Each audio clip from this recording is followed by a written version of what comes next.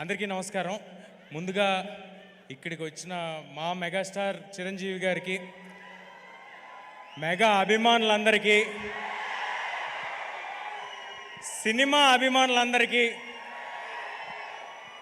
అందరికీ నమస్కారం. నాకు 1 సెకండ్.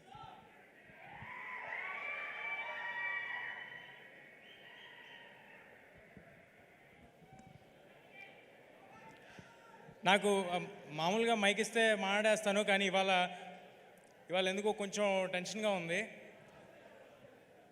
అంటే వెనకాల అంజనీపుత్రుడు, ముందు అంజనీపుత్రుడు ఉన్నప్పుడు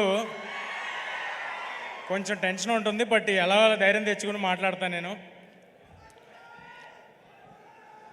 మన ఇతిహాసాల్లో రాముల వారికి సాయం చేయడానికి హనుమంతుల వారు వచ్చారు. మన హనుమాన్కి సాయం చేయడానికి రాముల వారే హనుమంతుడి రూపంలో ఇక్కడ మా చిరంజీవి గారిని పంపించారని నేను నిజంగా అనుకుంటున్నాను. చిరంజీవి గారు సినిమాల్లో మాత్రమే ఆపద్బాంధవుడు కాదు, సినిమా వాళ్ళకి కూడా ఆపద్బాంధవుడు. ఎవరైనా గెలిస్తే ఫస్ట్ ఫోన్ చేసి ప్రశంసించేది చిరంజీవి గారు, ఎవరైనా ఓడిపోతే ఫస్ట్ ఫోన్ చేసి పరామర్శించేది చిరంజీవి గారు. అలాంటి మా ఇండస్ట్రీ పెద్ద మా చిరంజీవి గారు. నేను నా జీవితంలో నేను ఎవరికైనా థ్యాంక్స్ చెప్పుకోవాలంటే మా మదర్ ఫాదర్ తర్వాత నేను ఎవరికైనా థ్యాంక్స్ చెప్పుకోవాలంటే అది చిరంజీవి గారికే. ఆయన్ని చూస్తూ పెరిగాను, ఆయన్ని చూస్తూ ఇండస్ట్రీకి వచ్చాను, ఆయన్ని ఆదర్శంగా తీసుకుని సినిమాలు చేస్తున్నాను. నేను ఆయన ఏకలవ్య శిష్యుడిని నేను అనుకుంటున్నాను.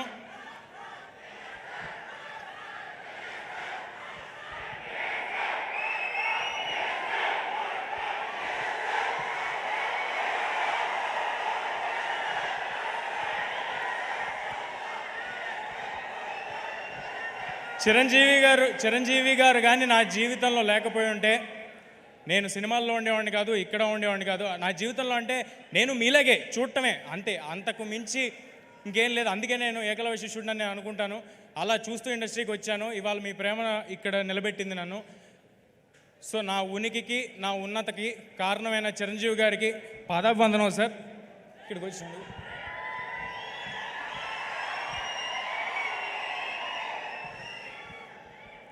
ఇక మా director star mega star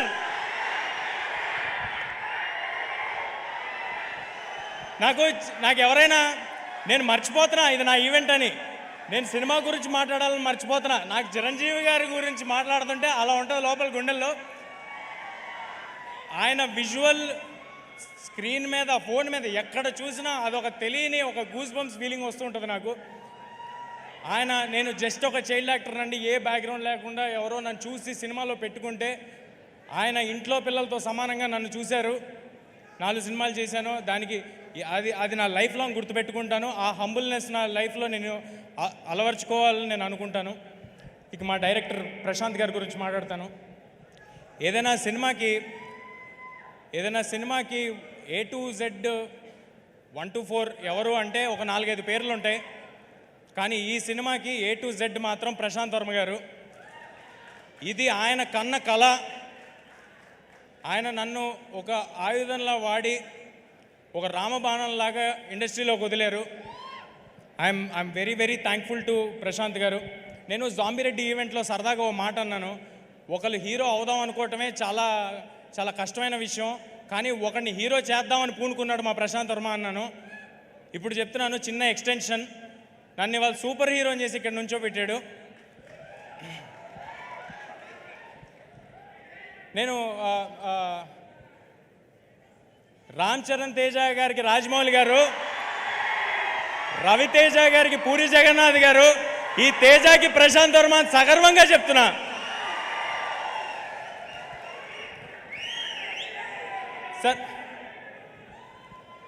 sir నాకు ఆయనకి క్రెడిట్ ఇవ్వటంలో ఏ మొహమాటం లేదు. నేను ఉత్సవ విగ్రహాన్ని మాత్రమే, మూల విరాట్ మా ప్రశాంత్ వర్మ. ఈ సినిమా మీరు ఏం చూస్తున్నా దానికి రీజన్ మా ప్రశాంత్ వర్మ. ఆయన ఒక కళగన్నాడు. ఆ కళలో నేను ఆయన కన్న కలకి నేను పూర్తిగా నా ప్రాణం పెట్టేసి దాంట్లోకి దిగిపోయాను. కానీ మేమిద్దరం ఉంటే సరిపోదు, దీన్ని నమ్మి మా వెనకాల కొండంత అండగా స్ట్రాంగ్గా నిలబడిపోయిన వ్యక్తి, మాకంటే ఎక్కువ నమ్మిన వ్యక్తి మా ప్రొడ్యూసర్ నిరంజన్ గారు. Sir thanks a lot sir, thanks a lot for your support. మీలాంటి వాళ్ళు బాగుంటే ఏదైనా సినిమా హీరో కోసం హిట్ అవ్వాలి, డైరెక్టర్ కోసం హిట్ అవ్వాలంటూ ఉంటారు. ఈ సినిమా మీకోసం హిట్ అవ్వాలి సార్. మీకోసం హిట్ అయితే మేము అందరం బాగుంటాం.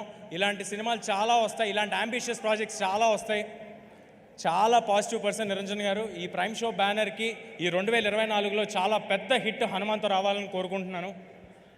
ఒక పెద్ద లిస్ట్ రాసుకున్నాను, అందరి పేర్లు చెప్పాలని, మ్యూజిక్ డైరెక్టర్స్, ఎడిటర్స్ అందరి పేర్లు చెప్పాలని.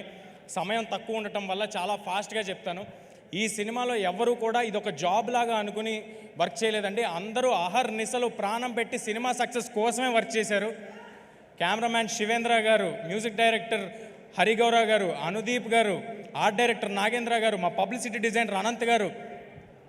ఒక 24 అవర్స్ ఉంటే ఏ నిమిషంలో ఫోన్ చేసినా ఫోన్ ఎత్తేవాళ్ళు మా వంశీశేఖర్ గారు మా కోసం నిలబడిపోయారండి స్ట్రాంగ్గా. ఇది మన సినిమా, మనం అందరికీ తెలియపరచాలని నిలబడిపోయారు. మా #మీడియా మనోజ్ అందరూ అహర్నిశలు వేరే పని పెట్టుకోకుండా హనుమాన్ అనే సినిమాని ఎంత గొప్పగా మీ అందరి దగ్గరికి చేర్చాలని నిలబడిపోయారు. నేను చెప్తుంటే మర్చిపోతుంటా, బట్ మా ఆర్టిస్ట్స్ని కవర్ చేసేస్తాను.